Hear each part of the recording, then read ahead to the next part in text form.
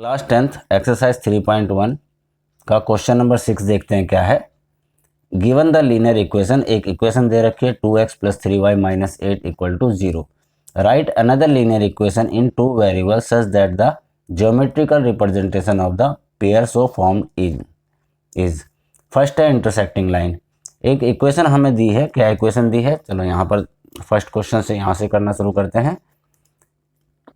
ये हमें इक्वेशन दी है 2x + 3y - 8 = 0।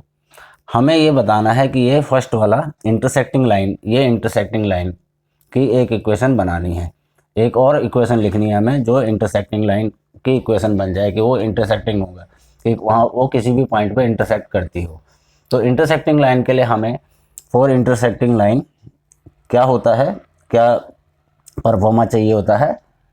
For intersecting line के लिए हमें चाहिए होता है a1/a2 not equal to b1/b2। ठीक है, ये हमें इसका चाहिए होता है। तो सबसे पहले हम इसमें देख लेते हैं a1 क्या है 2 है ना, और b1 क्या है 3 और c1 क्या है इसमें -8।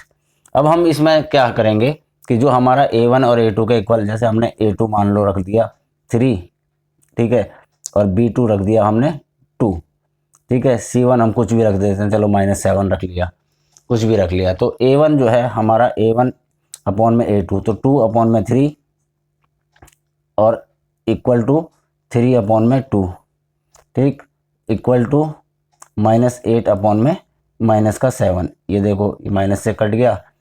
अब ये दोनों 2/3 और 3/2 दोनों इक्वल नहीं होते ना, तो ये दोनों इक्वल नहीं है, ठीक है ना।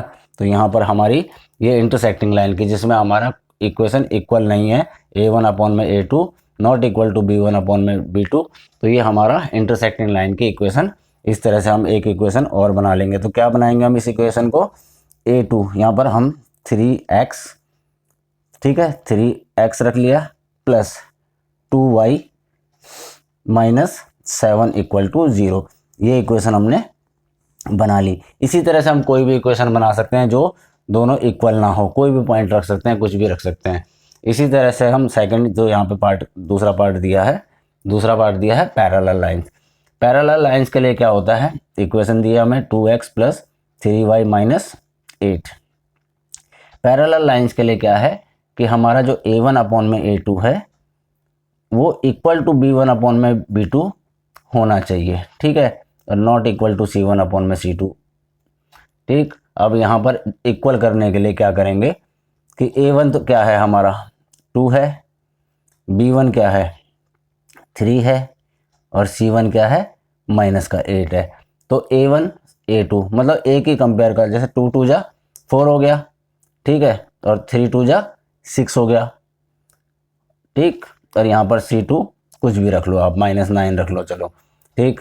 तो यहाँ पर ये इक्वेशन क्या बन जाएगी, a2 2x है ना, ये 4x हो जाएगा, 4x + 6y - 9 = 0। ये हमारी इक्वेशन बन जाएगी। कैसे, देखो 2/4 = 3/6 इक्वल टू -8/9, माइनस कट गया, 3 2 जा 6 1/2, 2 2 जा 4 1/2, ठीक है, 1/2 = 1/2 नॉट इक्वल टू 8/9। जो हमारे इंटरसेक्टिंग, जो हमारी पैरेलल लाइंस को डिफाइन करती है कि पैरेलल लाइंस में हमें जो कंडीशन चाहिए होती है कि a1/a2 b1/b2, तो ये हमारा हम यहाँ पे लिख सकते हैं फोर कंडीशन क्या है फॉर पैरेलल लाइंस के लिए, क्या कंडीशन है, ये वाली कंडीशन है, ठीक है। अगला फिर यही इक्वेशन 2x + 3y - 8। अब कोइंसिडेंस लाइन मतलब एक ही लाइन एक ही पॉइंट पे हो, तो इसमें क्या होता है हमारा कोइंसिडेंस के लिए, तो यहाँ पे लिख देते हैं, चलो फॉर कोइंसिडेंस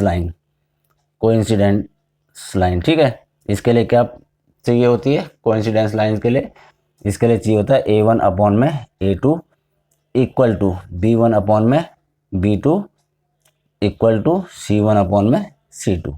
हमें ये इसकी कंडीशन चाहिए होती है कि ये तीनों के तीनों कोइंसिडेंस लाइन एक ही लाइन पे आएंगे अगर ये तीनों इक्वल हो।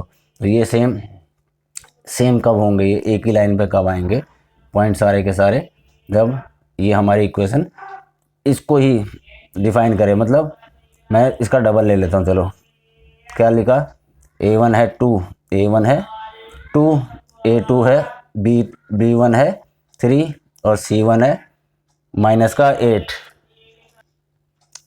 इसी तरह से a2 इसी के इक्वल ले लेते हैं 4, b2 6, डबल ले लिया इसका, और c2 माइनस का 16। अब क्या हो गया ये देखो, a2 2/4 equal to 3/6 equal to -8 upon में माइनस का 16 कट गया, 2 2 जा 4 तो ये हो गया 1/2, 3 2 जा 6 ये भी 1/2 और ये 8 2 जा 16 1/2, तीनों इक्वल होगी तो इक्वेशन क्या बनेगी, ये 2 है ये x 2x है ना, तो ये हो जाएगा 4x। जैसे ये 2x है a1 तो ये हो जाएगा 4x, b1 है प्लस का 6y है ना 6y, और c1 है माइनस का 16 इक्वल टू 0। इस तरह से इक्वेशन ले सकते हैं। इसकी जगह में हम 2 3 जा 6 ले सकते हैं, 3 3 जा 9 ले सकते हैं, 8 3 जा 24 ले सकते हैं, है ना। जैसे मतलब 2 3 जा एक इक्वेशन ये भी बना सकते हैं, 3 3 जा 9y और 8 3 जा 24। इस तरह से एक इक्वेशन हम ये भी बना सकते हैं। बिल्कुल इसको मल्टीप्लाई कर दो, इसी इक्वेशन को मल्टीप्लाई कर दो और इसी तरह से ले लो। तो ये हमारा क्वेश्चन नंबर 6 कंप्लीट हुआ। अब हम करते हैं नेक्स्ट क्वेश्चन।